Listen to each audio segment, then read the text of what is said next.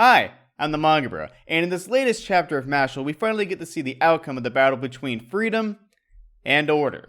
To start off, we see this wonderful splash color page. It looks amazing. Next, we then see Famine do his ultimate move, which allows him to become invisible. Which honestly makes sense. Of course, Famine is a clown, and clowns are related to magic tricks or parlor tricks. But it also makes sense in regards to his desire for absolute freedom. Absolute freedom would allow someone to be free from order, and in the case of Famine, it's allowing him to be free from the perception of his enemy. And this actually reminds me a lot about all those VPN advertisements and commercials about how this will actually allow you to be invisible from the perception of your internet provider, which by that extension is the government as well, because many internet providers will happily give your personal data to the government if they ask it or suggest for it. So more and more, the design of Famine, his character, his desires, it's awesome.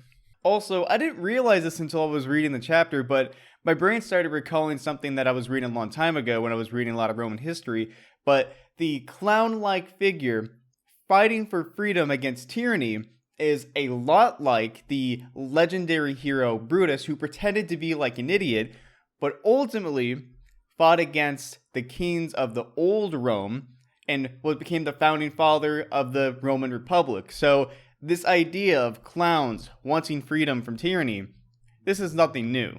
Anyway, Order struggles to combat against Famine until he reforges his resolve by recalling why he cares so much about laws and rules. At one point, Order was a lazy kid in the Magic Police Academy. He was just using the school to help him with his personal goals until he met a straight-laced, rule-following kind of guy.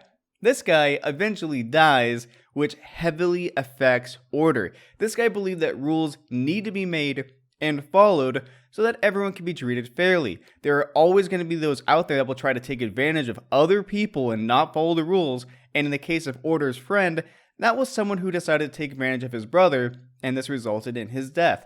After recalling this, Order then performs a sand attack at the entire circus, and this then pulls Famine in despite him being invisible. And I think that this too is well done to display a metaphor. So just like how Order does his sand attack on the entire circus and pulls Famine in even though he can't see him, this is a lot like how Order casts its spell across the entire world or entire society by laws and rules, which then pulls in evildoers to face justice when at one point nobody knew a single thing about them. The chapter then ends with Order victorious and stating his personal view between order and freedom.